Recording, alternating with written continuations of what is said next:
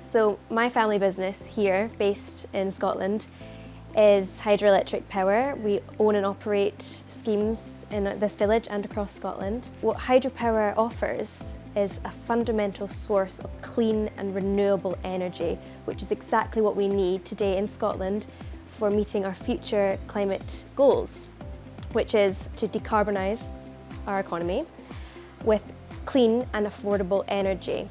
So we have solar, we have wind power, we have onshore, offshore wind power, tidal power potential, and where hydro fits into that picture is that it offers more storage of energy, so we can have dams which hold potential energy, and then which means that we can meet demand. So when consumers want to use electricity, hydroelectric power can offer electricity when it's needed, which is so important to our future energy demands. When people think about hydroelectric power, they often think of huge, large-scale constructions, but actually they can be really beautiful locations, just like the one behind me here, which doesn't have much impact on the landscape. It actually looks beautiful, and it has a small dam at the top of the hill, which has very little effect on that localised environment. But what it does do is provide clean energy today, tomorrow, and in the future to come.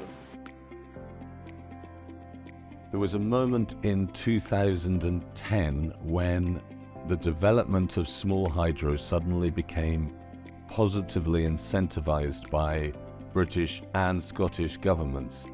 And what happened was that they introduced an incentivization scheme called the feed-in tariff, which propelled development of small hydro from about 100 or so schemes to now possibly as many as 600 in Scotland, providing a significant amount of the cleanest, most durable, longest lasting and most efficient green energy that any renewable energy source produces. You take water out of a burn or river running downhill, you deliver it to a powerhouse at the bottom, you create green energy, clean energy, efficient energy that lasts for potentially, each scheme will last for 100 years. There is no other renewable scheme that can sustain such a long lifespan as hydro. As part of the energy mix, it's important, but even more importantly, small hydro is developed,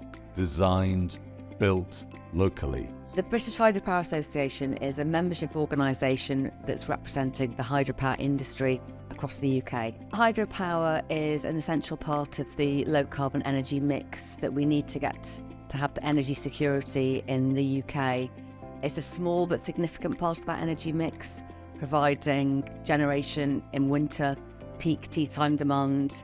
It's a base load generator.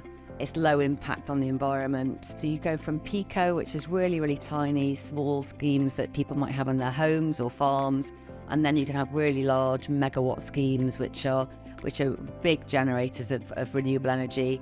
And then there's also pumped storage or long duration storage, as we also know it, which is essentially where you have two reservoirs and you take water from one in times of peak demand and you generate electricity. And then in times of low demand, you use pumps to pump the water back up the mountain again. So it's a really versatile energy that adds a lot of flexibility to our national grid. We're never going to compete with offshore wind in the mere gigawatt race of how much power we can produce. But where we produce it and how we produce it and when we produce it is different and unique and provides a great number of opportunities. Tend to be in difficult to reach places where the grid is quite fragile and needs reinforcement. We tend to generate at a time when power is most necessary, in the winter months, etc. And we are providing grid services in terms of stability and frequency response, which is far better than is available from the offshore wind and even on the onshore wind turbines. So we've got lots of renewable generation on our network: wind, solar, and obviously hydro. Hydro is slightly different in that it is, a lot of the time, there's dams, there's reservoirs, and it's a steady source of generation onto the network, and it's not so intermittent. as some of the other renewable sources that we see. The most fundamental one is about regulation, so it's working with the regulators like the Environment Agency.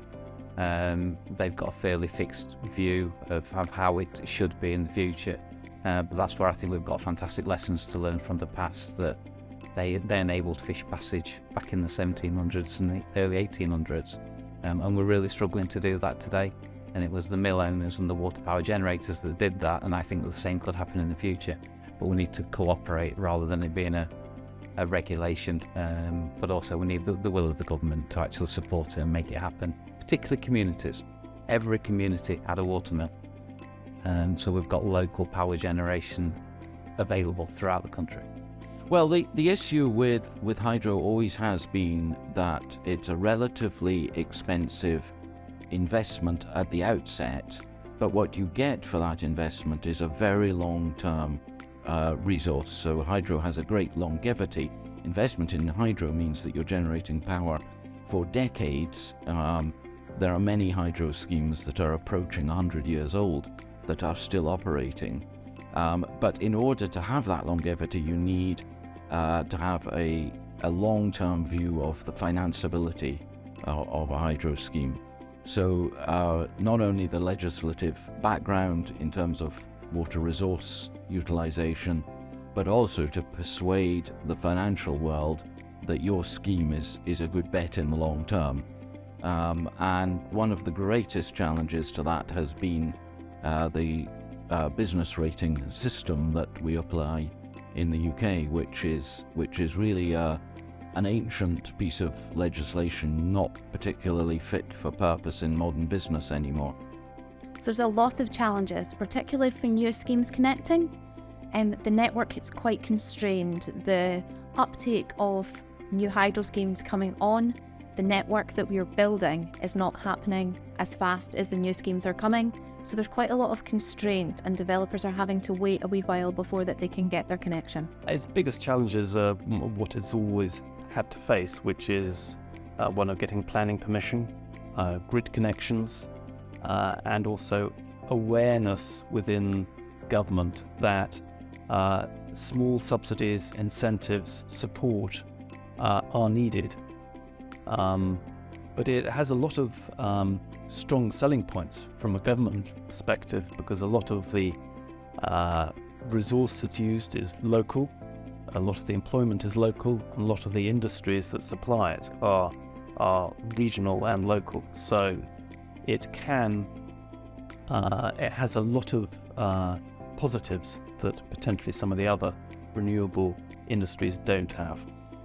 The great shame that we have to face, and what we do as an organisation, what Alba Energy does as an organisation, what the British Hydropower does as an organisation, is we try and deal with some of the obstacles and problems that we're facing. Some of those obstacles and problems are an inevitable part of what happens when you try and make business, try and build industry anew. You need the consents, the permissions, that you need to work with local and national agencies. But some of those problems are completely unnecessary.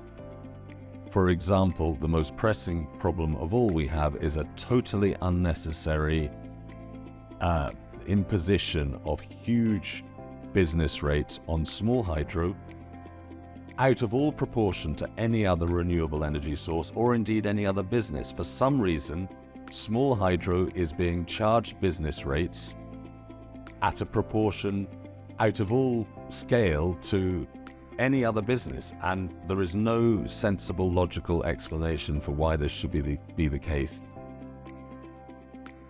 Policymakers have a difficult job because they have to look at things on a sort of national picture.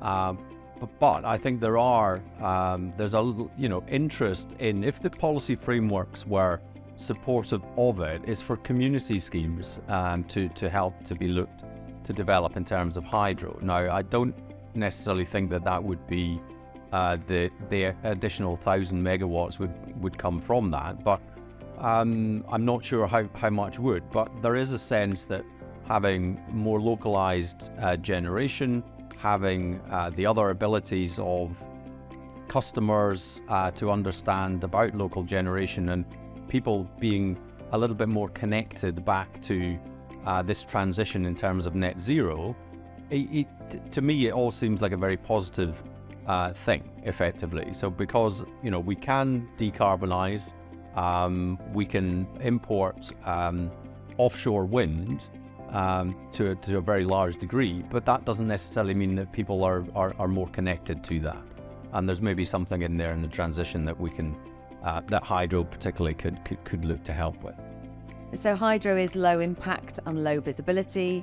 People might have gone on a walk and walked past a turbine house and they wouldn't even know there's a hydro generator in there. So that's great that it's low impact and low visibility, but in terms of messaging and narrative, we need to do a better job in trying to inform the general public what hydro does, the part it plays in our net zero transition, and how it is such a low impact technology. There's lots of opportunity for hydro to help us achieve our net zero targets. With more flexible smart grids that we're looking into, there's opportunities there for hydro sites to play a big part in helping us deliver our targets and help sustain a renewable energy system.